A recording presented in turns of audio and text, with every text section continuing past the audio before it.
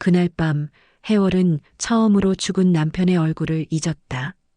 대신 꿈속에는 낯선 노인이 앉아 있었다. 흰 수염이 가슴까지 내려오고 눈은 불빛처럼 흔들렸다. 노인은 말하지 않았다. 다만 손가락으로 바닥을 3번 두드렸다. 통, 통, 통. 그리고 입을 열었다. 사람들이 버린 집을 사거라. 비웃음을 사더라도 내 전 재산을 거기 묻어라. 우물 아래에 내 이름이 있다. 해월은 몸이 얼어붙은 채 물었다. 왜 하필 흉가입니까? 노인은 웃지 않았다. 마지막으로 이렇게 말했다. 그 집은 귀신의 집이 아니다. 사람이 사람을 묻은 집이다. 해월이 눈을 떴을 때였다. 손바닥에 흙이 묻어 있었다. 꿈에서 바닥을 짚었을 뿐인데 손가락 사이에서 젖은 흙냄새가 났다. 그날 아침 해월은 정말로 그 집의 이름을 듣게 된다. 송곳집. 밤마다 송곳으로 나무를 뚫는 소리가 난다는 집. 마을 사람들은 해월을 말렸다. 거긴 밤마다 똑똑 소리가 나요. 우물에 비친 얼굴이 따라온다던데요. 그 집 산 사람들 다 3달 안에 망했어요. 하지만 해월은 상인에게 물었다. 그 집 얼마요? 상인은 웃으며 대답했다. 그 집은 돈이 아니라 목숨으로 산다네. 가격은 말도 안 되게 쌌다. 해월의 전 재산과 딱 맞는 값. 그 숫자를 듣는 순간 꿈속 노인의 손가락 소리가 귓가에 울렸다. 통, 통, 통. 집 문서에 도장을 찍는 날이었다. 마을 이장 만복이 마지막으로 속삭였다. 과부님, 그 집은 빈집이 아니오. 주인이 아직 살고 있어. 해월은 도장을 찍으며 대답했다. 그럼 나도 같이 살면 되지요. 해월이 송곳집 문을 여는 순간 안쪽에서 들렸다. 똑, 똑. 누군가 먼저 두드리고 있었다. 대문은 스스로 열리지 않았다. 해월이 민만큼만 열렸다. 그 틈으로 차가운 공기가 튀어나왔다. 마치 겨울이 집안에서 숨쉬는 것처럼. 발을 들이는 순간 안채에서 소리가 났다. 똑, 똑. 누군가 마루 아래를 두드리고 있었다. 송곳으로 나무를 찌르는 듯한 가늘고 꾸준한 소리. 만복은 도망치듯 밖으로 나갔다. 해월은 혼자 촛불을 들고 안채로 걸었다. 마당의 흙은 낮인데도 축축했다. 비가 온 지 오래인데도 그때 발밑에서 무언가 밟혔다. 뼈였다. 정확히는 마루 틈으로 삐져나온 작은 손가락뼈. 해월은 숨이 막혔다. 하지만 이상하게도 공포보다 먼저 든 감정은 분노였다. 꿈속 노인의 말이 맞았다. 사람이 사람을 묻은 집이다. 그 말이 증거로 튀어나오고 있었다. 그날 밤 해월은 빈 방에 이불을 깔았다. 잠들려는 순간 귀 옆에서 속삭임이 들렸다. 나를 꺼내. 다음 날 아침 해월은 장터에서 한 사람을 만났다. 어깨에 책보따리를 맨 사내. 이름은 도윤. 떠돌이 책장수라 했지만 눈빛은 너무 선명했다. 도윤은 송곳집을 보자마자 말했다. 여긴 풍수로 봉인한 집입니다. 해월이 송곳집에 들어온 지 사흘째. 낮에는 하찮게 보일 만큼 조용했다. 햇빛은 마당 한쪽까지만 들어왔다. 그 빛이 닿지 않는 곳은 늘 저녁처럼 서늘했다. 집은 오래 비어 있었다. 하지만 비어 있었다는 흔적보다 누가 살다 급히 떠난 흔적이 더 진했다. 문지방 가장자리는 닳아 반들반들했고 부엌 구석엔 연기 자국이 희미하게 남아 있었다. 그런데 이상했다. 가장 사람 냄새가 나야 할 방들에는 냄새가 없었다. 대신 집 전체에 한 가지 냄새만 깔려 있었다. 젖은 흙냄새. 마치 땅이 숨을 내뿜는 듯한 눅눅하고 차가운 냄새. 해월은 장터로 내려갔다. 밥과 장작을 사야 했고 무엇보다 사람들의 입을 확인해야 했다. 사람들이 어떤 이야기를 삼키고 있는지, 그리고 그 이야기 속에 자신의 꿈이 들어 있는지. 장터 어귀에서 해월은 낯선 사내를 보았다. 햇빛 아래에서도 어딘가 그늘이 지는 사람.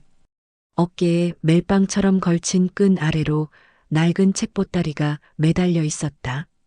그는 물건을 팔면서도 사람 얼굴보다 발밑 흙을 더 자주 보았다. 하루치기를 걸어온 사람 특유의 먼지 냄새. 그리고 종이에서만 나는 달콤한 곰팡이 냄새. 그가 책을 펼칠 때 종이는 사각하고 울었다. 그 소리가 해월에게는 이상하게도 우물벽에서 울리는 소리처럼 들렸다. 사내는 해월이 들고 있는 쌀자루를 힐끗 보고는 물었다. 그 쌀, 송곳집으로 가져가시나요? 해월은 멈칫했다. 그걸 어떻게... 사내는 손을 털었다.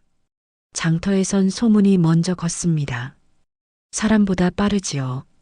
그는 자신을 도윤이라 소개했다. 떠돌이 책장수라 했지만 말투는 너무 반듯했다. 눈빛은 너무 차가울 만큼 선명했다. 해월이 일부러 태어난 척 물었다. 흉가 소문도 들으셨겠네요. 도윤은 잠깐 웃는 듯 했지만 눈은 웃지 않았다. 흉가라기보단 봉인된 집입니다. 해월은 되물었다. 봉인이요?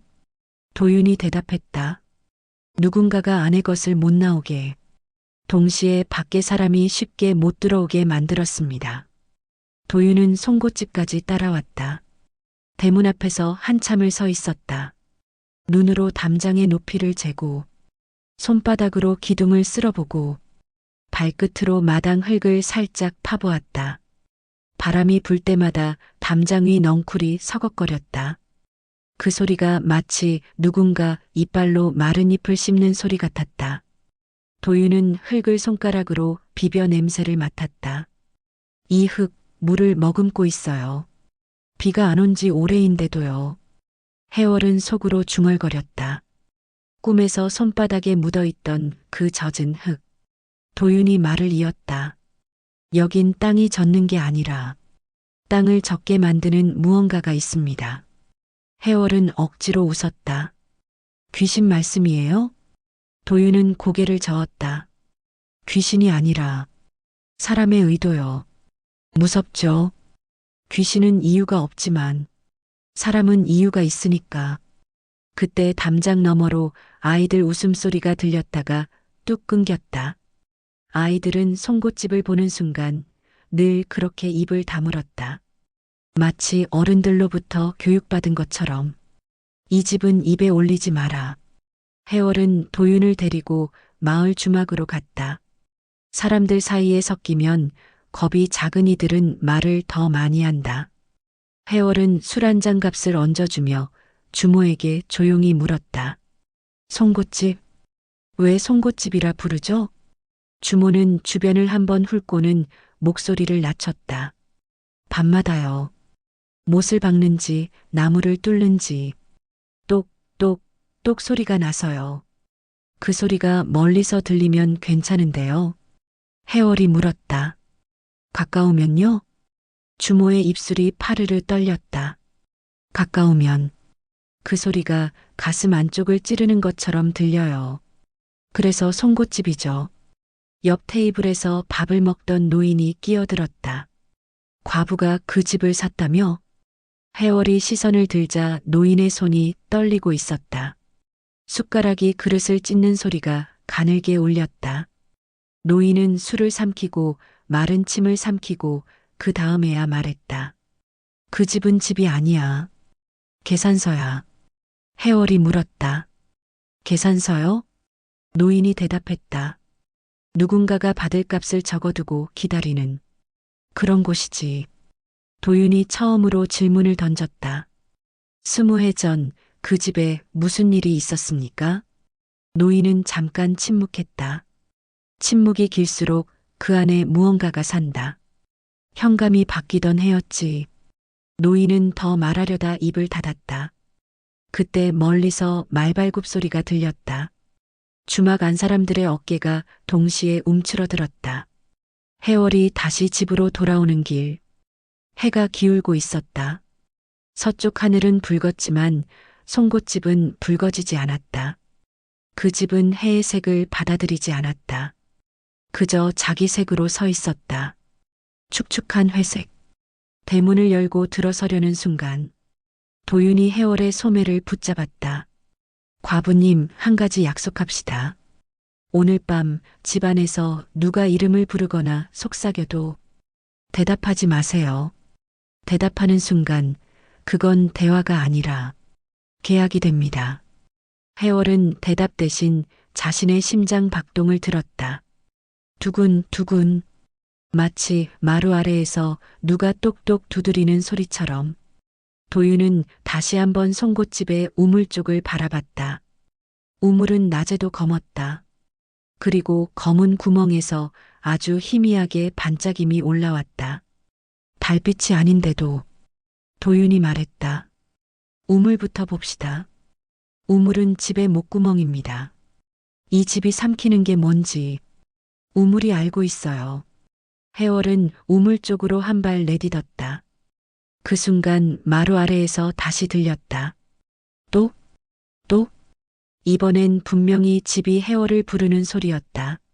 그날 밤 우물가에서 도윤이 끌어올린 건 머리카락이 엉킨 비녀. 그리고 거기에 새겨진 이름은 해월. 우물은 비어 있었다. 그런데도 우물가에 서면 목구멍이 먼저 말랐다. 말라야 하는 건 사람이 아니라 우물이어야 하는데 우물은 물이 없는데도 어딘가 젖어 있었다. 도윤은 밧줄을 내려보며 우물벽을 살폈다. 돌 사이에 낀 이끼는 말라 비틀어진 듯했다. 하지만 손끝에 닿으면 차갑게 미끄러웠다. 해월이 촛불을 비추자 우물 안쪽은 더 어두워졌다. 빛이 들어갈수록 어둠이 깊어지는 이상한 곳. 그때였다. 우물 바닥에서 작게 반짝이는 것이 보였다. 도윤이 갈고리를 던졌다. 챙? 금속이 돌에 부딪히는 소리. 몇 번을 더듬더니 무언가 걸리는 느낌이 밧줄을 통해 올라왔다. 도윤이 천천히 끌어올렸다. 흙이 묻은 금속. 비녀였다. 그리고 그 비녀에는 젖은 머리카락이 엉겨 붙어 있었다. 머리카락은 마치 물속에서 오래 불린 것처럼 검고 무거웠다. 해월이 비녀를 받는 순간 차가움이 손바닥을 찔렀다. 금속의 차가움이 아니라 물에 담겼다가 꺼낸 뼈 같은 차가움. 도윤이 비녀의 글자를 손가락으로 훑었다. 해월. 해월은 입술이 굳었다. 제 이름이에요. 도윤은 고개를 저었다. 과부님의 것이라기보다 이 집이 오래전부터 찾던 이름입니다. 그 말이 끝나자마자 바람이 우물 안쪽으로 빨려 들어갔다. 촛불이 흔들렸고 불빛이 해월의 얼굴을 잠깐 검게 만들었다가 다시 살렸다. 그 순간 해월은 확신했다. 이 집은 사람이 아니라 이름을 기다리고 있었다. 해월이 억지로 숨을 내쉬며 말했다. 그럼 누군가 제 이름을. 도윤의 목소리는 더 낮아졌다. 가져갔겠지요. 아니면 과부님이 그 이름을 되찾으러 온 걸 수도요. 그날 밤 해월은 잠들지 못했다. 집은 밤이 되면 소리가 늘었다. 낮에는 바람 소리만 있던 기둥에서 밤엔 작은 마찰이 들렸다. 마치 누군가 맨손으로 나무를 만지다 손톱이 스치는 소리. 해월은 이불을 목까지 끌어올렸다. 그때 아주 가까운 곳에서 속삭임이 들렸다. 내 이름 돌려줘. 소리는 방안이 아니라 해월의 머리카락 사이에서 나는 것처럼 가까웠다. 해월은 몸을 일으켰다. 바닥을 보자 방 한가운데에 물 한 방울 쏟지 않았는데도 젖은 발자국이 찍혀 있었다. 발자국은 한 개가 아니었다. 작은 발자국, 큰 발자국, 뒤틀린 발자국. 그 발자국들은 똑바로 걸은 것이 아니라 마치 어둠 속에서 더듬더듬 방향을 찾듯 비틀비틀 이어져 있었다. 발자국은 문 밖으로 나가 마루를 지나 마당을 지나 우물 쪽으로 향했다. 해월은 맨발로 따라갔다. 마르는 밤 기운을 먹어 차가웠다. 발바닥이 얼얼했다. 마당 흙은 낮보다 더 부드러웠다. 마치 누군가 낮 동안 흙을 뒤집어 놓은 듯 발이 살짝 꺼졌다. 우물 앞에 서자 해월은 자신도 모르게 고개를 숙였다. 우물 안에서 아주 낮은 노래가 들렸기 때문이다. 아리랑, 아리랑. 목소리는 여인의 것이었고 그 목소리는 웃는 듯 울고 있었다. 노래는 계속되지 않았다. 두 마디 부르고 숨이 끊기고 다시 두 마디 부르고 다시 끊기고 도윤이 달려왔다. 과부님 듣지 마세요. 해월은 입술로만 물었다. 그 안에 사람이 있어요? 도윤은 대답 대신 밧줄을 집어들었다. 밧줄을 만지는 손이 아주 미세하게 떨렸다. 그때 우물 안쪽에서 딱 하는 소리가 났다. 누군가 이를 앙문 소리 같기도 했고 돌을 깨문 소리 같기도 했다. 도윤이 숨을 삼키며 말했다. 내려가면 돌아오는 길이 달라질 겁니다. 해월은 비녀를 움켜쥐었다. 비녀 끝이 손바닥을 찔렀다. 피가 날 만큼 날카롭진 않은데 아프게 찔렀다. 마치 결심에 찔린 것처럼 해월은 우물 입구를 바라보며 조용히 말했다. 전 이미 돌아갈 곳이 없어요. 그리고 밧줄을 잡았다. 아래에서 노래가 멈췄다. 대신 숨소리가 들렸다. 누군가가 우물 아래에서 해월이 내려오길 기다리고 있었다. 새벽은 어쩐지 더 잔인했다. 밤의 공포가 걷히기 전, 낮에 이성이 오기 전, 그 사이에 있는 시간, 사람이 가장 약해지는 시간. 해월은 우물 앞에 섰다. 하늘은 아직 검고 동쪽 끝만 희미하게 옅어졌다. 도윤은 밧줄을 단단히 묶었다. 만복은 멀찍이 서서 두 손을 비비며 중얼거렸다. 하지 마시오. 하지 마. 마을에 무당 월선이 늦게 나타났다. 그녀는 구슬하는 사람답게 요란하지 않았다. 오히려 조용했다. 조용해서 더 무서웠다. 월선은 우물벽을 손바닥으로 톡톡 두드렸다. 여긴 물이 아니라 기억이 고여 있어. 도윤이 눈을 찌푸렸다. 월선은 해월을 바라보며 한마디만 했다. 안에서 내가 듣는 목소리가 내 이름을 부르면 대답하지 마라. 해월은 밧줄을 잡고 내려가기 시작했다. 발이 허공을 딛는 순간 몸이 가벼워졌다. 그 가벼움이 오히려 무거웠다. 밧줄이 삐걱거리는 소리와 함께 우물 속 공기가 얼굴에 부딪혔다. 냄새가 바뀌었다. 처음엔 젖은 돌 냄새, 그 다음은 오래된 철 냄새, 그리고 가장 끝에 아주 얇게 섞인 비린내. 피가 아니라 오래된 물과 사람이 섞였을 때 나는 냄새. 해월은 손끝으로 벽을 짚으며 내려갔다. 돌은 미끄러웠고 손바닥이 젖는 느낌이 났다. 그런데 손바닥을 들여다보면 물기는 없었다. 젖었는데 젖지 않은 느낌. 마치 꿈에서만 존재하는 물. 내려갈수록 소리는 더 크게 울었다. 위에서 도윤이 물었다. 괜찮습니까? 그 목소리는 우물벽에 부딪혀 찬 하고 깨져 들렸다. 해월이 바닥에 가까워질수록 우물 아래의 노래가 다시 시작됐다.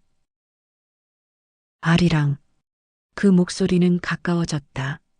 가까워질수록 선명해지지 않고 더 갈라졌다. 목소리의 주인은 오래 말하지 않은 사람처럼 발음이 아니라 숨으로 노래하는 듯했다. 해월이 바닥에 발을 딛는 순간 흙이 아니라 돌이 밟혔다.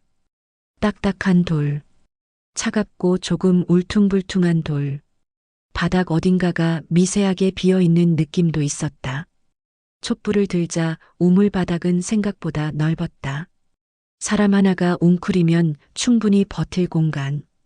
그런 공간이 물 없는 우물 아래에 있다는 것 자체가 비정상이었다. 해월이 한 걸음 움직이자 발밑에서 사각하고 가는 소리가 났다.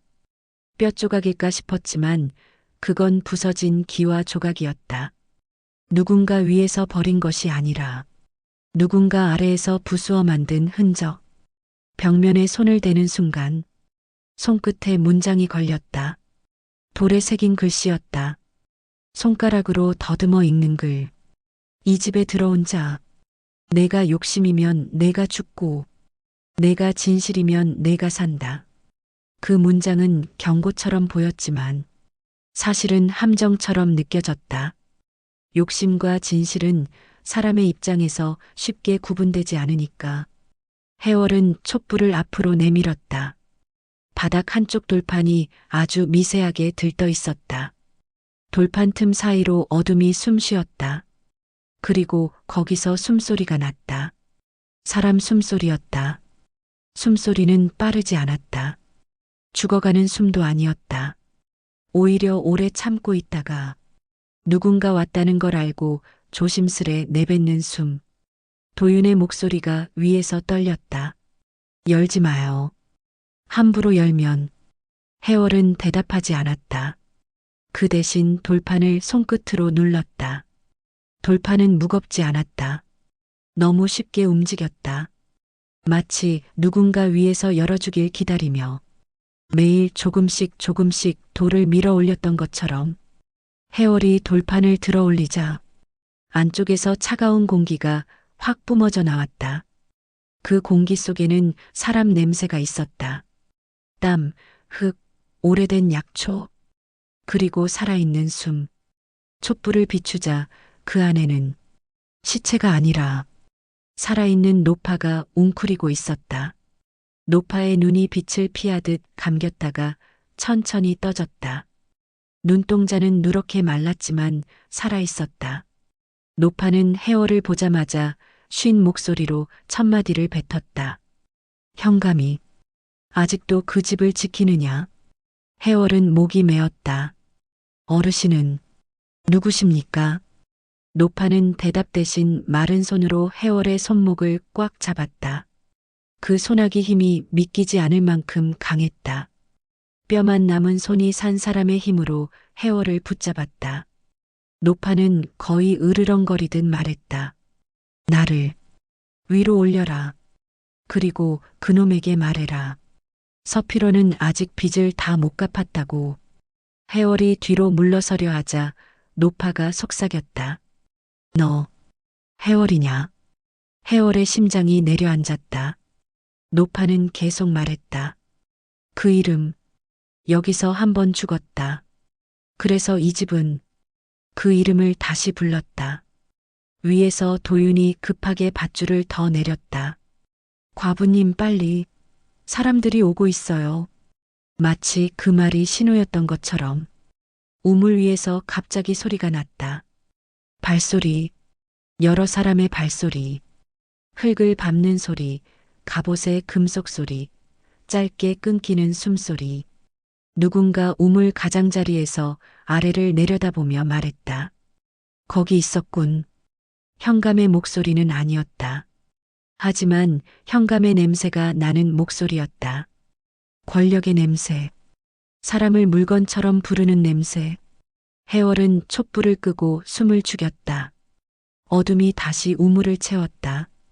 그 어둠 속에서 노파가 마지막으로 속삭였다. 20회다. 내가 여기 숨은 지 20회가 넘었어. 그리고 우물 위에서 차가운 명령이 떨어졌다. 밧줄을 끊어라. 송곳집은 낮에도 어둡다. 해월이 그 집에 살기 시작한 뒤로 이상하게도 해가 집 위로 올라오는 시간이 줄어든 것처럼 느껴졌다. 마치 하늘이 이 집을 피하는 것처럼. 그날은 더 그랬다. 새벽에 우물 아래에서 노파를 발견하고 밧줄이 끊기기 직전까지 갔다가 겨우 목숨을 건져 올린 날. 몸은 살아 돌아왔지만 귀는 아직 우물의 메아리를 품고 있었다. 밧줄을 끊어라. 그 말이 계속 귓속을 긁었다. 우물 아래의 노파 월선은 마루 밑 통로에 숨겨두었다. 그녀의 몸에서는 오래된 흙냄새와 약초 냄새가 났다.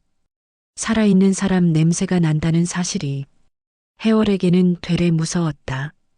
귀신은 없다고 스스로를 속일 수 있지만 살아있는 사람은 속일 수 없으니까. 도윤은 집안을 이리저리 살폈다. 창문 틈을 종이로 메우고 바닥에 남은 젖은 발자국 자리를 재로 덮었다. 쟤는 냄새를 눌러주고 흔적을 감춘다. 그러나 완벽히 감출 수 없는 것이 하나 있었다. 공기. 공기는 거짓말을 못한다. 사람이 숨어 있으면 집안 공기는 묘하게 더 따뜻해진다. 그 따뜻함이 바깥에서 들어오는 권력자의 코를 자극하면 끝이다. 멀리서 말발굽 소리가 들렸다. 다그닥, 다그닥. 점점 가까워졌다. 호위 무리의 발소리, 갑옷이 부딪히는 소리. 대문 밖이 갑자기 조용해졌다. 소리가 멈추는 순간이 가장 무섭다. 무언가가 멈췄다는 건 이제 본론이 시작된다는 뜻이니까. 문을 두드리는 소리. 쿵, 쿵. 송곳집의 똑똑과는 달랐다. 이건 요청이 아니라 통보였다. 해월이 문을 열자 바람이 먼저 들어왔다. 바람은 칼처럼 얇고 차가웠다. 그 바람 사이로 말의 땀 냄새, 가죽 냄새, 그리고 그보다 더 강한 냄새가 섞여 들어왔다. 향 냄새. 권력자가 쓰는 향은 늘 사람을 압도한다. 나는 너보다 더 비싼 공기를 마신다. 그렇게 말하는 냄새. 현감 서피러는 말에서 내리며 웃었다. 웃음이 너무 부드러워서 목 뒤가 서늘해졌다. 부드럽다는 건 칼날이 잘 갈렸다는 뜻이기도 하니까. 현감은 대문턱을 밟기 전에 잠시 멈췄다. 대문 위에 얽힌 넝쿨을 보더니 손끝으로 잎 하나를 툭 건드렸다. 잎이 떨어지며 사각 소리를 냈다. 그 소리에 호위병들까지 숨을 죽였다. 현감이 조용히 말했기 때문이다. 흉가라더니 생각보다 단정하군. 그 말은 칭찬이 아니었다. 너 급하게 치웠지? 그런 뜻이었다. 해월이 고개를 숙이지 않고 말했다. 제가 산 집이니까요. 단정히 해야지요. 현감이. 관아의 북소리가 멀리서 울렸다. 사람들이 모여들었다. 장터 나무판에 종이가 붙는 소리. 착! 얇은 종이가 붙는 소리인데도 사람의 운명이 같이 붙는 소리처럼 들렸다. 먹물 냄새가 났다. 관아 먹물은 책 냄새가 아니다. 판결의 냄새다. 해월은 종이를 읽었다. 송곳집은 불어난 터이니 거주자는 즉시 관아로 출두하라. 불응시 강제 퇴거 및 처벌한다. 그리고 그 아래 정확히 찍혀 있는 두 글자. 해월. 사람들이 해월을 힐끔거렸다. 힐끔거림은 칼보다 얕지만 칼보다 많이 찌른다. 해월은 그 시선을 견뎠다. 그때 도윤이 조용히 말했다. 저건 법이 아니라 그의 무대입니다. 현감은 사람들 앞에서 나쁜 사람을 하나 세우려 했다. 그래야 사람들이 현감의 편에 선다. 권력자는 늘 그렇게 군중을 만든다. 군중은 스스로 판단한다고 믿지만 사실은 만들어진 숨이다. 해월과 도윤은 관아로 갔다. 안 가면 도망자가 되고 가면 피고가 된다. 둘 중 무엇이 더 나쁜지 따질 틈이 없었다.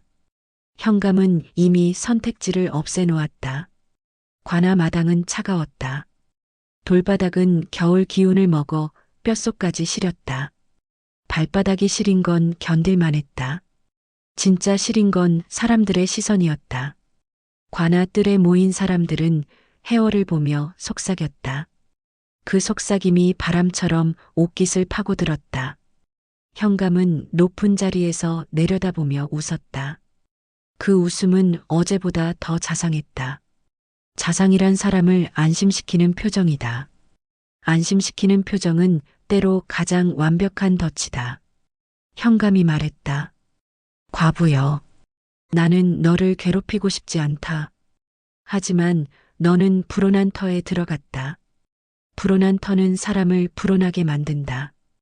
그러니 내가 너를 구해주려 부른 것이다.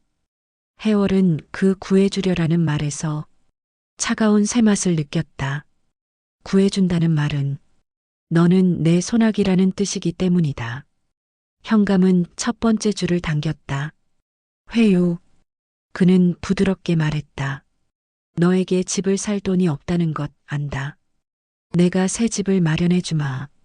장터 근처 따뜻한 곳. 사람들도 너를 더 이상 흉가 과부라 부르지 못하게 하겠다. 군중이 술렁였다. 누군가는 좋은 현감이네라는 얼굴을 했다. 그 얼굴이 바로 현감이 원하는 얼굴이었다. 도윤이 한 발 나서려 하자 해월이 손을 들어 막았다. 현감은 도윤이 말하는 순간 터뜨릴 준비를 하고 있었다. 그런 눈이었다. 현감은 두 번째 줄을 당겼다. 분열. 현감은 갑자기 목소리를 낮추며 말했다. 너 혼자라면 내가 이렇게까지 하지 않는다. 너와 함께 다니는 그 사내. 그는 누구냐? 이 질문은 정보가 아니라 심기를 흔들기 위한 질문이었다. 현감은 도윤을 의심하게 만들고 싶었다. 동료를 의심하는 순간 사람은 반으로 갈라진다. 반으로 갈라진 사람은 쉽게 부러진다. 현감은 이어서 더 달콤하게 말했다. 그 사내가 너를 이용하고 있는 것이라면 흉가에서 나온 금붙이, 장부, 비밀. 그걸 노리고 너를 옆에 둔 것이라면 군중 앞에서 그런 말을 하면 군중의 눈이 도윤에게 꽂힌다. 도윤이 변명하면 수상한 자가 되고 침묵하면 맞는 말이 된다. 현감은 어떤 선택을 해도 자신에게 유리하게 판을 짜놓은 것이다. 도윤의 숨이 한 번 길어졌다. 해월은 도윤의 손등을 힐끗 봤다. 그 손등에 힘줄이 선명해졌다. 분노를 참는 사람의 손이다. 현감은 세 번째 줄을 당겼다. 공격. 그는 갑자기 목소리를 키웠다. 송곳집은 불온한 터다. 거기서 밤마다 소리가 나고 누군가가 울부짖는다. 그 집에서 나온 물건은 재앙을 부른다. 군중의 얼굴이 바뀌었다. 공포는 전염된다. 전염은 눈빛으로 먼저 시작된다. 현감이 마지막을 던졌다. 나는 선량한 백성을 보호해야 한다. 그러니 송곳집을 관아가 회수하겠다. 회수. 현감은 빼앗겠다를 회수라 부른다. 그 단어 하나가 군중을 안심시킨다. 현감이 나쁜 짓을 하는 게 아니라 정리하는 거구나. 군중은 그렇게 믿고 싶어 한다. 해월은 그 순간 깨달았다. 현감은 송곳집을 사려는 게 아니다. 송곳집을 증거 없이 없애려는 것이다. 해월이 조용히 말했다. 나리. 현감이 미소로 받아쳤다. 그래, 생각이 바뀌었느냐? 해월은 고개를 들고 군중이 아니라 현감의 눈을 똑바로 봤다. 제가 묻겠습니다. 송곳집이 불온한 터라면 왜 나리께선 그 집을 그토록 원하십니까? 이 질문은 칼이었다. 현감의 웃음이 아주 잠깐 금이 갔다.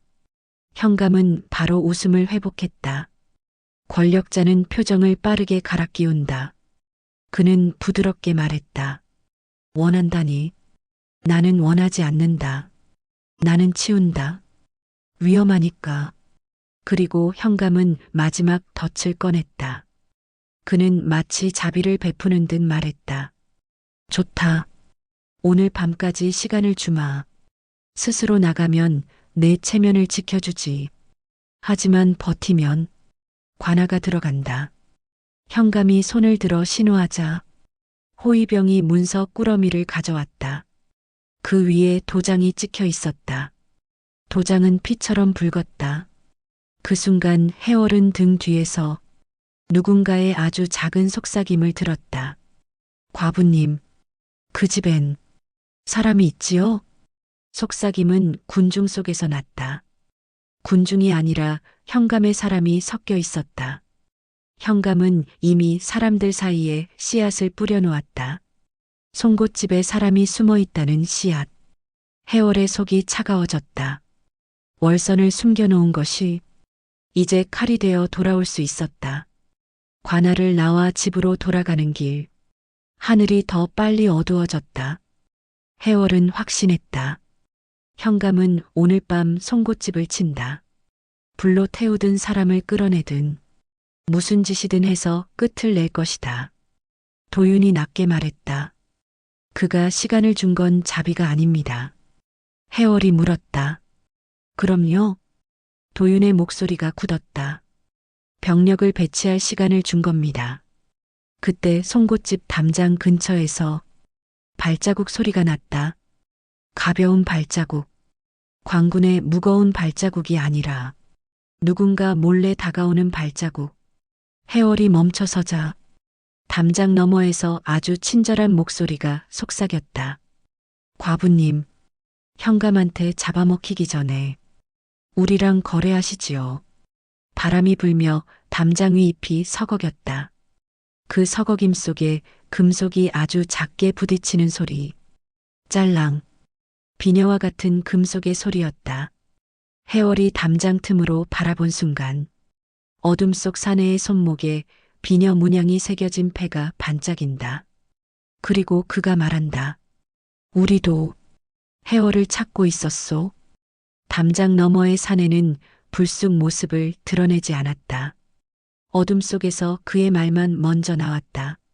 말은 늘 그렇다. 얼굴보다 먼저 마음을 찌른다.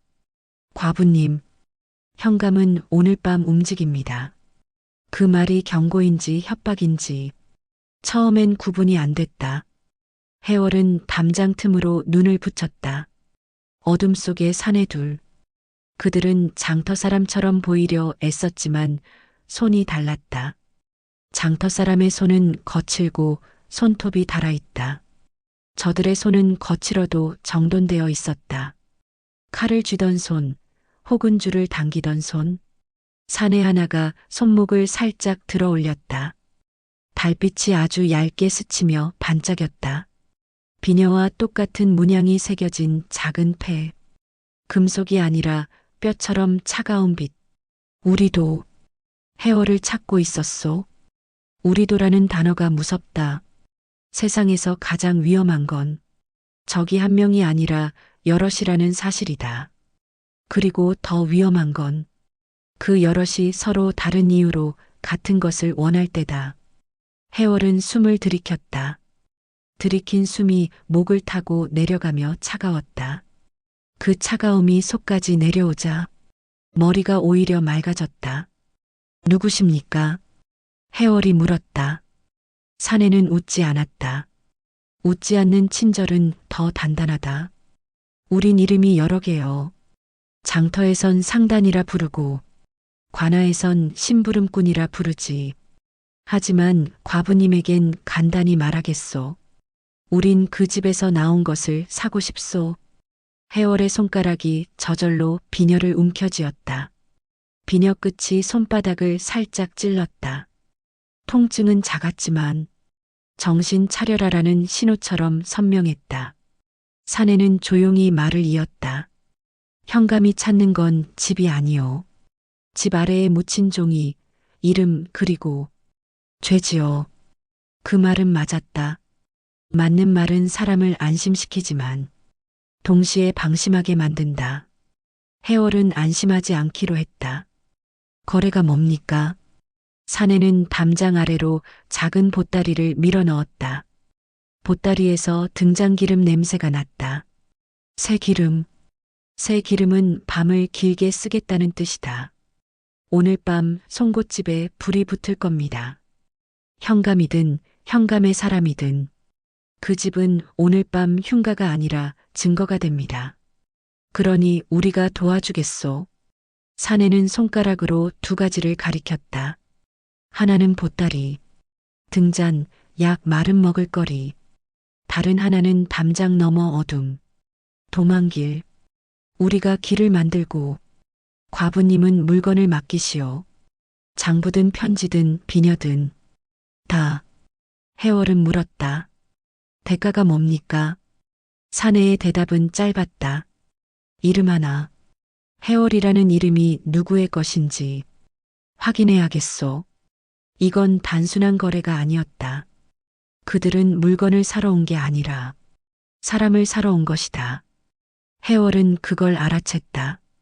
도윤이 한 발 앞으로 나섰다. 목소리는 낮지만 칼끝처럼 곧았다. 우릴 왜 돕지? 사내는 도윤을 유심히 봤다. 그 시선이 도윤의 얼굴이 아니라 어깨, 손, 자세를 훑었다. 그리고 아주 작게 말했다. 당신은 글을 읽는 사람이지. 도윤의 눈이 잠깐 굳었다. 사내는 덧붙였다. 글 읽는 사람의 눈은 다 비슷하오. 죄를 보면 눈이 먼저 아파지지. 그 순간 해월은 확신했다. 이 사내들은 단순한 상단이 아니다. 적어도 한 명은 관의 냄새를 품고 있었다. 그 냄새는 향이 아니라 오래 묵은 서류, 먹물, 도장의 냄새다. 해월은 일부러 시간을 끌었다. 시간을 끌면 상대가 더 말한다. 더 말하면 진짜 목적이 새어나온다. 왜 하필 오늘 밤이죠? 사내는 대답 대신 담장 너머를 가리켰다. 멀리 관아 쪽에서 횃불이 움직이고 있었다. 불은 멀리서도 보인다. 불은 법의 얼굴을 하고 다가온다. 현감이 관아 병조를 움직였소. 불어난 털을 정리한다는 명분이지. 군중도 끌고 올 거요. 군중은 공포로 움직이니까. 해월의 입안이 말랐다. 군중이 오면 소문이 오고, 소문이 오면 사람은 더 잔인해진다. 귀신이 나온다는 말 하나로 돌이 날아온다. 해월은 숨을 고르고 말했다. 내가 줄 수 있는 건 하나뿐입니다. 사내가 조용히 기다렸다. 해월은 비녀를 꺼내 들었다. 이건 내가 가진 게 아니라 내가 찾아낸 겁니다. 사내의 눈빛이 반짝였다. 그리고 장부는 내가 가진 게 아닙니다. 해월이 시선을 도윤에게 잠깐 옮겼다. 함께 있는 자가 가진 겁니다. 사내는 고개를 끄덕였다. 좋소. 그럼 이렇게 하시오. 오늘 밤 우리가 담장 뒤에서 신호를 주면 과부님은 우물 쪽으로 내려가시오. 왜 우물? 사내는 짧게 답했다. 우물은 숨길 수 있고, 우물은 살릴 수 있고, 우물은 죽일 수도 있으니까. 그 말이 끝나자 담장 너머 사내들이 소리 없이 사라졌다. 남은 건 등장기름 냄새와 목덜미를 긁는 불안뿐. 해월이 집으로 돌아오자 송곳집은 너무 조용했다. 조용함이 마치 폭풍 전의 숨처럼 두꺼웠다. 그때였다. 마루 아래에서 똑, 똑, 못 박는 소리 같은, 그러나 손가락으로 계약을 두드리는 소리. 해월은 숨을 삼켰다. 오늘 밤은 누가 내 편인지 따질 시간이 아니다. 오늘 밤은 누가 먼저 나를 잡느냐의 밤이다. 대문 밖에서 누군가 외쳤다. 관아에서 나왔다. 문 열어라. 그리고 동시에 담장 너머에서 짧은 휘파람 신호가 울린다. 문을 두드리는 소리는 점점 커졌다. 쿵, 쿵, 쿵. 문짝이 흔들릴 때마다 먼지가 떨어졌다. 먼지는 오래된 집의 뼈다. 그 뼈가 떨어진다는 건 집이 버티고 있다는 뜻이기도 했다. 밖에서는 누군가가 명문을 읽었다. 먹물 냄새가 바람을 타고 들어오는 듯했다. 불어난 터 송곳집, 거주자는 퇴거, 불응시 강제 집행. 해월은 문을 열지 않았다. 문을 열면 대화가 시작된다. 대화가 시작되면 그들은 법을 말한다. 법을 말하는 순간 사람들은 돌을 들고도 죄책감을 느끼지 않는다. 도윤은 숨을 낮췄다. 문 열면 끝입니다. 해월은 고개를 끄덕였다. 월서는 마루 밑에서 손으로 입을 틀어막고 있었다. 그 숨소리 하나가 들키면 오늘 밤은 귀신 소동이 아니라 은닉제가 된다. 밖에서 현감의 목소리가 들렸다. 아니, 정확히는 현감이 보낸 자의 목소리. 현감의 말투를 흉내낸 얄팍한 권력의 소리였다. 문 열어라. 체면 살려준다. 그 말에 군중이 웅성거렸다. 군중은 체면이라는 말을 좋아한다. 체면은 남을 조용히 죽일 수 있는 가장 예쁜 포장지이기 때문이다. 해월은 창문 틈으로 밖을 보았다.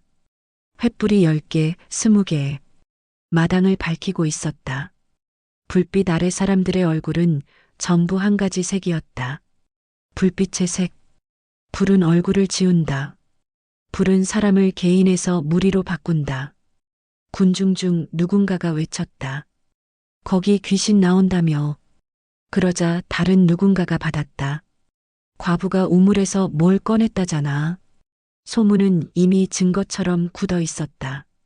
증거는 종이가 아니라 사람의 믿음으로 만들어진다. 도윤이 해월의 팔을 잡았다. 이제 갑니다. 그 말이 끝나자마자 담장 너머에서 짧은 휘파람이 다시 들렸다. 제3세력의 신호였다. 해월은 문 반대편 우물 쪽으로 몸을 돌렸다. 그 순간 밖에서 문이 부서지는 소리가 났다. 쾅! 나무가 갈라지는 소리에는 늘 비명이 섞인다. 나무는 비명을 지르고 사람은 그 비명을 듣고도 더 세게 친다. 횃불 연기가 집 안으로 밀려 들어왔다. 연기는 목을 먼저 조였다. 눈이 따끔했고 코가 화끈했다. 연기는 불의 예고다. 군졸 하나가 외쳤다. 불어난 물건 있으면 내놔라. 물건이라 부르는 순간 사람도 물건이 된다. 그때 주막에서 봤던 그 눈. 장터에서 해월을 지켜보던 사내가 군중 속에서 움직였다. 그는 군중에게 속삭였다. 우물 쪽, 우물에 숨겼다. 그 말이 떨어지자 군중의 시선이 한 방향으로 몰렸다. 시선이 몰리면 곧 발이 몰린다. 발이 몰리면 사람은 무너진다. 해월은 우물로 달렸다. 발밑 흙이 차갑게 꺼졌다. 도윤이 뒤따랐다. 집안에서 소리가 들렸다. 불 붙여. 불이 붙는 소리는 생각보다 작다. 작게 시작해서 곧 크게 삼킨다. 불은 욕심과 닮았다. 해월이 우물가에 닿았을 때 제3세력의 사내가 담장 위에서 손을 내밀었다. 그 손에 밧줄이 있었다. 지금 그 한마디가 칼처럼 날아들었다.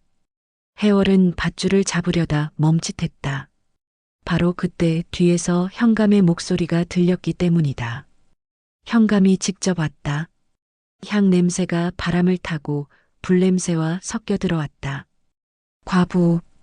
그 한 단어가 모든 소리를 죽였다. 군중도 잠깐 멈췄다. 권력의 목소리는 군중의 숨을 끊는다.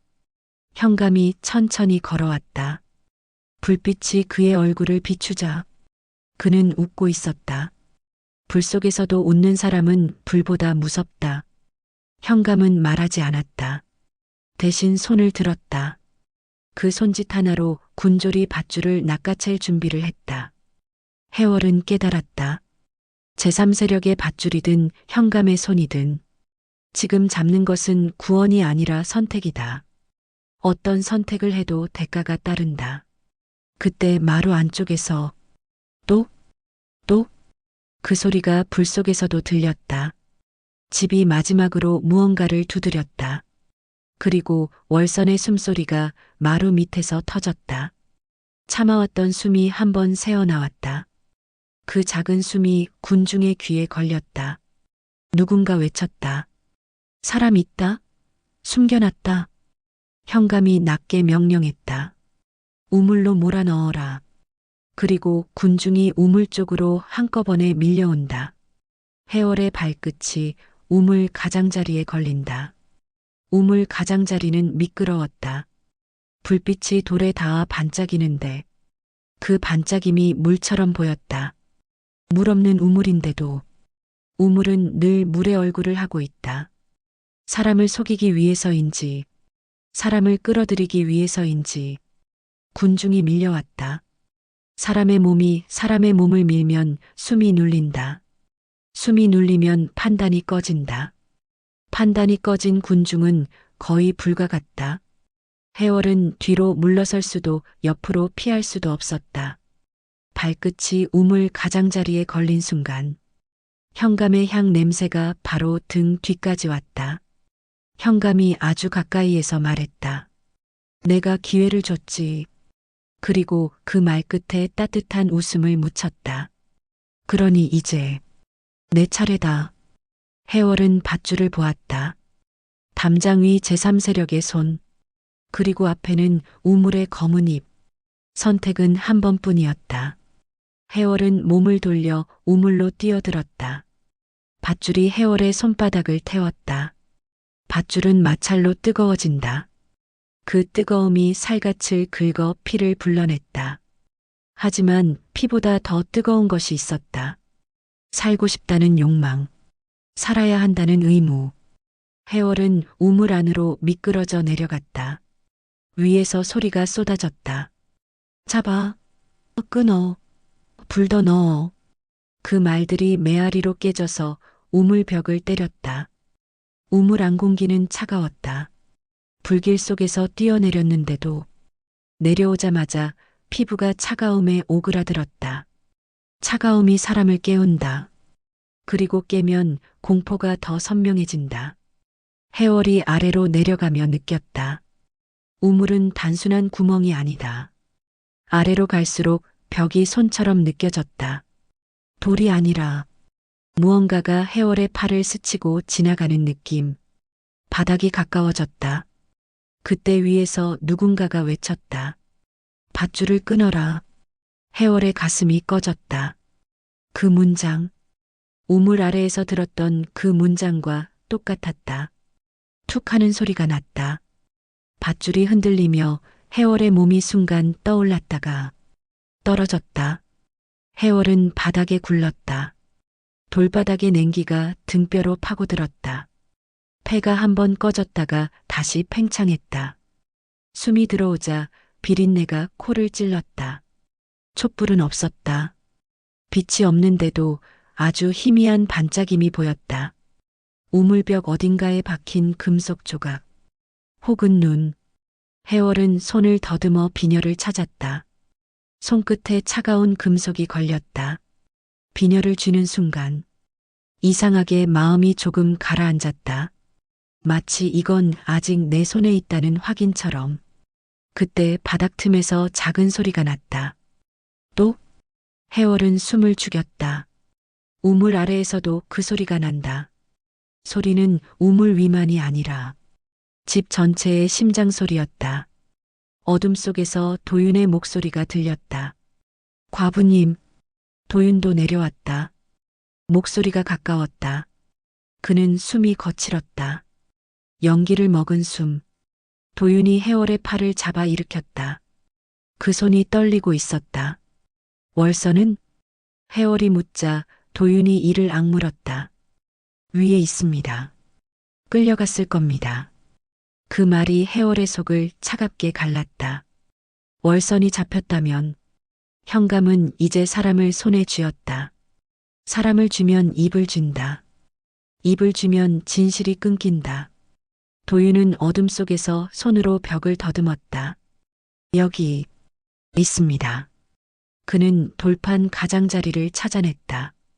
해월이 손을 얹자 돌판이 아주 조금 들떠 있었다. 이건 처음이 아니다. 누군가 이미 여러 번 열고 닫았던 문. 도윤이 낮게 말했다. 지하 통로로 빠집니다. 우물은 연결되어 있어요. 돌판을 밀어 올리자 안쪽에서 공기가 밀려나왔다. 차가운 공기. 하지만 그 공기엔 살아있는 집의 냄새가 있었다. 오래된 종이 냄새, 촛농 냄새, 그리고 숨겨둔 비밀의 냄새. 해월과 도윤은 통로로 들어갔다. 통로는 좁고 벽은 젖어 있었다. 손으로 짚으면 미끄럽고 손가락 끝에 작은 모래가 붙었다. 발밑은 돌이라 소리가 났다. 툭, 툭. 그 소리가 우물 위로 새어나가면 들킬까봐. 두 사람은 거의 숨으로 걸었다. 통로 끝에서 희미한 빛이 보였다. 빛이 아니라 빛이 새어나올 틈 같은 것. 그 틈 앞에 문이 있었다. 문에는 못이 빽빽하게 박혀 있었다. 못머리들이 어둠 속에서 작은 눈처럼 반짝였다. 해월은 그 못들을 보는 순간 소름이 돋았다. 송곳집의 똑똑 소리. 그건 밖에서 들린 귀신 소리가 아니라 안에서 누군가가 이 문을 박아 닫는 소리였다는 걸. 이제야 확신했다. 도윤이 못 하나를 뽑았다. 끽. 못이 빠지며 나무가 울었다. 문이 울면 집 전체가 운다. 문틈 사이로 종이 냄새가 훅 밀려나왔다. 그 냄새는 책 냄새가 아니었다. 책은 세상에 보여주려고 만든 종이다. 이 종이는 세상에 숨기려고 만든 종이다. 도윤이 문을 아주 조금 열었다. 그리고 그 안에서 달빛도 불빛도 아닌 희미한 빛이 비쳤다. 벽에 걸린 족자 하나. 족자 속 선비의 얼굴이 보였다. 해월은 숨이 멎었다. 그 얼굴이 도윤과 너무 닮아 있었기 때문이다. 도윤이 거의 속삭이듯 말했다. 이제 돌아갈 수 없습니다. 해월이 입술을 겨우 떼었다. 당신 누구예요? 도윤이 고개를 들었다. 그의 눈이 처음으로 흔들렸다. 그 흔들림은 두려움이 아니라 오래 숨긴 죄책감의 흔들림이었다. 저는 그가 말을 잇기 직전 통로 뒤쪽 우물 방향에서 사람들의 소리가 들려왔다. 누군가도 우물로 내려오고 있었다. 그리고 그 목소리, 현감의 목소리였다. 불을 더 넣어도 좋다. 아래까지 연기가 내려가면 숨이 먼저 꺼진다. 연기가 통로로 스며들기 시작했다. 숨이 뜨거워졌다. 눈이 따가워졌다. 시간이 줄어들었다. 도윤이 해월의 손목을 꽉 잡았다. 지금 문 안으로. 해월이 마지막으로 뒤를 돌아보는 순간 우물 쪽 어둠에서 반짝 그 비녀 문양패를 찬 사내가 내려오는 것이 보였다. 제3세력이다. 그들도 우물로 내려왔다. 그 사내가 어둠 속에서 조용히 말했다. 과부님, 약속을 지키시오. 해월의 진짜 주인을 보여주시오. 문이 닫히고 못이 다시 박히기 시작한다. 또, 이번엔 밖이 아니라 안에서 누가 이 문을 다시 봉인하려는가? 문이 닫히자 세상 소리가 줄었다. 바깥의 군중, 횃불, 발소리, 고함. 그 모든 게 문 하나를 사이에 두고 얇아졌다. 하지만 얇아진 대신 더 선명해진 것이 있었다. 숨소리. 사람이 숨을 쉬면 어둠은 그 숨을 먹고 자란다. 문 안쪽은 작은 방이었다. 방은 숨기려고 만든 공간 특유의 냄새가 났다. 오래된 종이에서 나는 달콤한 곰팡이 냄새, 촛농이 굳은 냄새, 그리고 먹물 냄새, 책이 아니라 기록의 냄새, 읽히기 위해 존재한 종이가 아니라 들키면 죽는 종이의 냄새. 벽에는 족자가 걸려 있었다. 그 속 선비의 얼굴은 도윤과 닮아 있었다.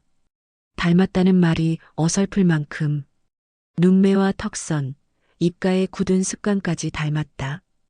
해월은 그 그림을 보는 순간 목구멍이 타들어갔다.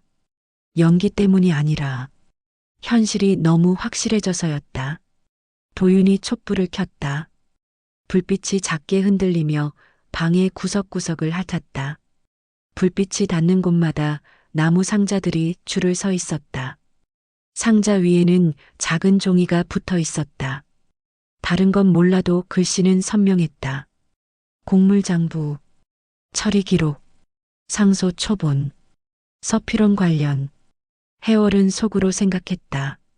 현감이 이 집을 지킨 이유가 집이 아니라는 걸. 이제는 숨길 수 없다. 이 방은 현감의 목을 조르는 방이었다. 도윤이 상자 하나를 열었다. 종이들이 묶여 있었다. 끈은 오래되어 바삭했고 손끝에 닿자 사각 소리를 냈다. 도윤은 종이를 펼쳤다. 종이 사이에서 바람이 아니라 시간이 빠져나오는 느낌이 들었다. 그때 문 바깥에서 다시 못 박는 소리가 들렸다. 똑똑. 이번엔 누군가 문을 닫는 소리가 아니라 누군가 문을 더 닫는 소리였다. 봉인을 강화하는 소리. 해월은 문 쪽을 바라봤다. 누가? 도윤도 같은 생각을 한 듯 입술이 굳었다. 문틈 사이로 아주 희미한 연기가 스며들었다. 연기는 눈을 먼저 망가뜨리고 그 다음 숨을 망가뜨린다. 현감은 아래까지 연기를 내리겠다고 했다. 그 말은 협박이 아니라 방법이었다. 그때 어둠 속에서 조용히 박수 한 번이 났다. 툭. 진짜 박수는 아니었다. 손바닥이 손바닥을 치는 소리가 아니라 손가락이 가죽을 두드리는 소리였다.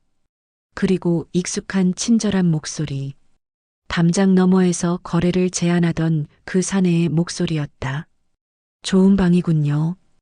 해월이 촛불을 돌리자 방 구석에 사내가 서 있었다. 언제 들어왔는지 알 수 없었다. 그는 숨소리를 남기지 않고 들어오는 법을 아는 사람이었다. 그가 손목을 드러냈다. 그 패. 비녀 문양이 새겨진 패는 더 이상 상단의 표식처럼 보이지 않았다. 그건 관의 표식이었다. 정확히는 관아의 도장보다 더 깊은 곳에서 쓰이는 표식. 감찰의 표식. 사내는 조용히 말했다. 우린 상단이 아닙니다. 우린 상단처럼 움직이는 사람들이지요. 도윤이 낮게 물었다. 사원부냐? 사내는 웃지 않았다. 웃지 않는 대답은 사실에 가깝다. 직접 이름을 말하면 누군가 또 죽습니다. 사내가 한 걸음 다가왔다. 그의 옷에서 향 냄새가 아니라 종이 냄새가 났다. 관아 서고의 냄새. 기록을 만지는 사람의 냄새. 우린 서피런을 오래 봐왔습니다. 하지만 서피런 같은 자는 돈을 훔친 죄로는 잘 안 죽습니다. 그보다 더 큰 줄이 있기 때문이지요. 해월은 침을 삼켰다. 그럼 당신들은? 사내는 짧게 답했다. 그 큰 줄을 자르러 왔습니다. 도윤이 종이를 들었다. 이 장부와 편지면 충분하지 않나? 사내가 고개를 저었다. 충분하지 않습니다. 왜? 사내는 해월을 바라보며 말했다. 이름이 부족합니다. 해월이라는 이름. 해월의 심장이 꺼졌다. 사내는 계속 말했다. 서피로는 죄를 종이에 남기지 않았습니다. 그는 죄를 사람에게 남겼지요. 사람을 죽여도 이름이 남으면 다시 잡힙니다. 그래서 그는 이름을 없앴습니다. 사내의 목소리가 낮아졌다. 20해 전 그 집에서 죽은 여인의 이름이 해월이라 하셨지요. 도윤의 눈이 굳었다. 사내는 한마디를 더 얹었다. 그 여인의 이름은 단순한 이름이 아니었습니다. 그 여인은 서피런이 숨기는 큰 죄의 증인이었고 그 증인의 이름이 중앙의 기록에도 남아 있습니다.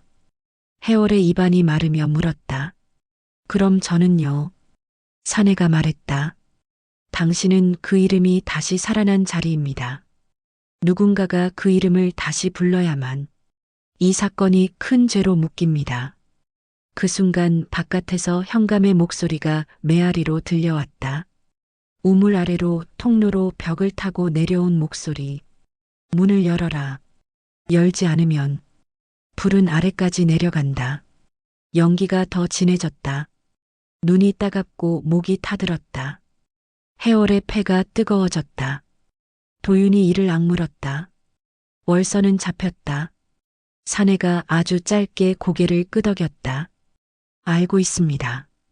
그 말은 무심했고 무심해서 더 무서웠다. 그들은 사람이 잡히는 것도 판의 일부로 계산한다. 해월이 낮게 말했다. 그럼 우리를 살릴 건가요? 사내는 짧게 답했다. 살릴 겁니다. 하지만 살리는 방식은 과부님이 선택해야 합니다.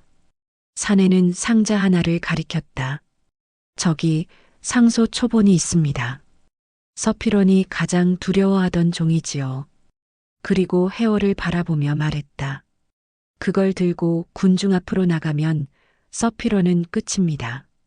그럼 우린 사내가 끊었다. 끝까지 살아남을 확률은 낮습니다. 도윤의 손이 떨렸다. 연기 때문인지 분노 때문인지 아니면 결심 때문인지 사내는 마지막으로 아주 중요한 말을 했다. 하지만 확률이 낮아도 한 번만 성공하면 서필원 뒤에 있는 큰 줄까지 끊어낼 수 있습니다. 그 말이 끝나자 방 구석에서 아주 작은 소리가 났다. 통, 통, 통. 해월의 온몸이 굳었다.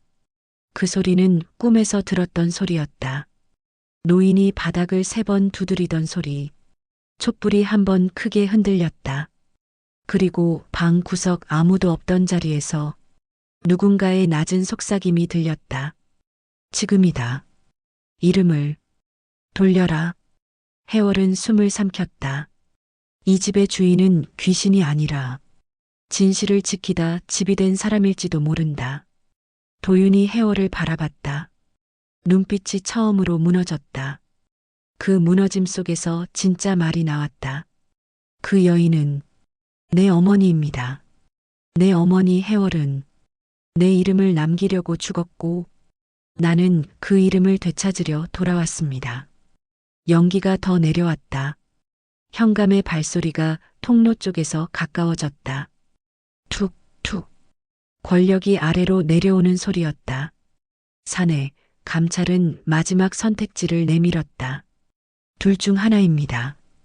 여기서 숨이 꺼지기 전에 상소 초본을 들고 밖으로 나가 군중 앞에서 읽어라.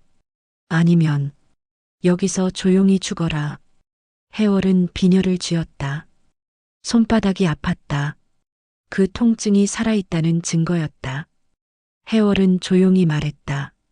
나가겠습니다. 그 순간 문 바깥에서 못 박는 소리가 멈췄다. 대신 문을 뜯는 소리. 쾅! 현감이 직접 내려왔다. 문이 부서지기 직전 감찰 사내가 촛불을 끄며 속삭인다. 밖으로 나가면 군중은 당신을 구하지 않습니다. 군중은 불입니다. 그리고 문이 열린다. 현감의 얼굴이 불빛 속에서 웃고 있다. 문이 열리자 바깥은 불이었다. 횃불이 흔들리고 사람들의 얼굴이 불빛에 찢겨 보였다. 군중은 하나의 몸처럼 움직였다. 하나의 몸은 생각하지 않는다. 하나의 몸은 본능으로 밀어붙인다. 현감 서피로는 통로 입구에 서 있었다. 그는 연기 속에서도 향 냄새를 지웠다. 향은 권력자의 가면인데 오늘 밤은 가면이 필요 없었기 때문이다. 현감은 아주 가까운 거리에서 말했다. 끝까지 버티는군. 그 목소리는 낮고 단정했다. 단정한 목소리로 잔인한 일을 하는 사람은 흔들리지 않는다. 도윤은 종이 묶음을 품에 안고 있었다. 상소 초본과 장부, 편지들. 그 종이들은 무겁지 않았다. 하지만 그 안에 적힌 이름들이 너무 무거워서 도윤의 어깨가 내려앉아 보였다. 현감이 손을 뻗었다. 그걸 내놓아. 도윤이 대답하기 전에 해월이 먼저 입을 열었다. 대사는 짧았다. 길게 말하면 군중은 듣지 않는다. 군중은 짧은 문장만 먹는다. 서필원, 당신은 20해 전 해월을 우물에 던졌습니다. 군중의 숨이 잠깐 멈췄다. 해월이라는 이름이 공기를 갈랐다. 이름은 칼이 된다. 특히 죽은 이름은 더 날카롭다. 현감의 눈이 잠깐 차가워졌다. 그는 웃으며 말했다. 미친 과부가 귀신 소리를 한다. 다들 보았지? 이 여자는 불온하다. 군중이 술렁였다. 술렁임은 다시 폭력으로 바뀌기 쉬웠다. 그때 감찰 사내가 군중 속에서 한 걸음 나왔다. 그는 자신의 신분을 크게 외치지 않았다. 그럴 필요가 없었다. 그는 단 하나만 보여주었다. 패. 감찰 문양 패. 패가 불빛에 반짝이는 순간 군졸몇이 본능적으로 자세를 고쳤다. 권력은 권력을 알아본다. 감찰 사내가 낮게 말했다. 읽어라. 그 한마디가 도윤의 등을 떠밀었다. 도윤이 종이를 펼쳤다. 종이가 펴지는 소리 사각. 그 소리는 이상하게도 사람들의 목을 잡는 소리처럼 들렸다. 도윤은 읽기 시작했다. 장부의 숫자, 곡물의 양, 사라진 양, 날짜, 도장, 처리 기록. 사람 이름이 아니라 철이라는 단어로 적힌 인간들. 군중의 얼굴이 하나씩 변했다. 공포가 분노로 바뀌는 얼굴, 분노가 의심으로 바뀌는 얼굴, 의심이 확신으로 바뀌는 얼굴. 현감은 그 변화를 눈치챘다. 현감은 군중이 자기 편일 때만 강하다. 군중이 흔들리면 권력자는 더 강한 무기를 꺼낸다. 현감이 외쳤다. 저 종이는 거짓이다. 저건 영모의 글이다. 그 말이 떨어지는 순간 도윤은 상소 초본을 펼쳤다. 그 종이는 다른 종이었다. 숫자가 아니라 문장이 있었다. 문장에는 큰 죄가 있었다. 왕실 곡물 유출, 연결된 이름들, 서필원 뒤에 있는 더 큰 손. 이건 마을의 죄가 아니었다. 그래서 현감이 더 미쳐 날뛰었다. 현감이 칼을 뽑았다. 칼이 뽑히는 소리는 늘 얇다. 챙. 얇은 소리로 사람의 목숨은 두꺼워진다. 현감이 도윤을 향해 달려들었다. 그 순간 해월이 앞으로 나섰다. 해월은 칼이 없었다. 대신 비녀가 있었다. 해월이 비녀를 들어 올리며 말했다. 이 비녀는 우물에서 나왔습니다. 그리고 아주 짧게 덧붙였다. 해월이라는 이름과 함께. 그 말이 끝나자 우물 쪽에서 바람이 불었다. 횃불이 한번 크게 흔들렸다. 사람들이 본능적으로 뒤를 돌아봤다. 우물은 그 자리에 그대로 있었는데 그날만큼은 우물이 입처럼 보였다. 입은 말하지 않지만 사람들은 입 앞에서 죄를 떠올린다. 군중 중 누군가가 소리쳤다. 그럼 그 여인이 진짜 죽은 거냐? 또 다른 누군가가 외쳤다. 현감이 사람을 죽였다고? 군중의 분노는 이제 귀신이 아니라 현감에게 향했다. 불은 방향만 바뀌면 된다. 불은 본질이 아니다. 불의 방향이 문제다. 현감은 군중이 자신에게 등을 돌리는 걸 보자 마지막 술을 꺼냈다. 그는 해월을 가리키며 외쳤다. 저 여자를 잡아라. 저 여자가 증거를 훔쳤다. 저 여자가 영모다. 군졸몇이 움직이려 했지만 감찰 사내가 아주 낮게 말했다. 멈춰. 그 한마디에 군졸이 멈췄다. 이 순간 진짜 권력이 드러났다. 현감은 잠깐 굳었다. 그 굳음은 공포였다. 현감이 이를 악물고 달려들었다. 그때였다. 우물 근처 땅이 아주 작은 소리로 꺼졌다. 사각. 흙이 무너지는 소리. 20해 동안 누군가가 우물 아래를 파고 막고 열고 닫고 그 땅은 이미 텅 비어 있었다. 현감의 발이 미끄러졌다. 한번 휘청. 그리고 군중이 본능적으로 뒤로 물러났다. 현감은 땅을 짚으려 했지만 손이 허공을 짚었다. 그 순간 그는 처음으로 법이 아니라 자기 몸을 믿어야 했다. 그러나 너무 늦었다. 현감이 우물 쪽으로 넘어졌다. 우물에 빠진 게 아니다. 우물 옆에 땅이 무너져 그를 우물 쪽으로 끌어당겼다. 현감이 소리쳤다. 살려줘. 그 소리는 권력의 목소리가 아니라 그냥 사람의 목소리였다. 군중은 그 소리를 듣고도 움직이지 않았다. 군중은 이미 판단을 끝냈다. 불은 한번 방향을 바꾸면 돌아오지 않는다. 현감은 마지막으로 해월을 봤다. 그 눈에는 분노가 아니라 믿기지 않는 공포가 있었다. 이게 저주냐? 그때 해월은 아주 조용히 대답했다. 대답은 짧았다. 저주가 아니라 기록입니다. 당신이 남긴 기록이 당신을 끌어당긴 겁니다. 현감이 완전히 사라졌는지 죽었는지 그것은 아무도 확실히 보지 못했다. 불빛과 연기와 군중의 등 뒤에서 그저 땅이 다시 조용해졌을 뿐이었다. 감찰 사내는 군졸들에게 고개를 끄덕였다. 이제부터는 중앙에서 맞는다. 그 말이 떨어지는 순간 현감의 사람들은 힘을 잃었다. 힘은 칼이 아니라 명분에서 나온다. 명분이 꺾이면 칼도 무뎌진다. 새벽이 왔다. 불이 꺼진 자리에 차가운 공기가 들어왔다. 연기가 빠져나가자 송곳집은 다시 집처럼 보였다. 그러나 이제 사람들은 안다. 그 집은 흉가가 아니라 진실을 숨긴 무덤이었고 그 무덤이 마침내 입을 열었다는 걸. 며칠 뒤 송곳집의 마당에는 작은 표지판이 세워졌다. 해월은 그곳에 작은 서당을 열었다. 도윤은 아이들에게 글을 가르쳤다. 월서는 끌려갔다고 생각했던 월서는 감찰의 손에 의해 살아 돌아왔다. 몸은 더 마르고 눈빛은 더 단단해져 있었다. 해월은 우물 앞에 섰다. 우물은 여전히 어두웠다. 하지만 그 어둠은 더 이상 사람을 삼키는 어둠이 아니었다. 이제는 기억을 품는 어둠이었다. 해월은 속삭였다. 이름을 돌려드렸습니다. 바람이 아주 가볍게 지나갔다. 그리고 들렸다. 통, 통, 통. 꿈의 소리였다. 하지만 이번엔 공포가 아니라 마침표 같았다.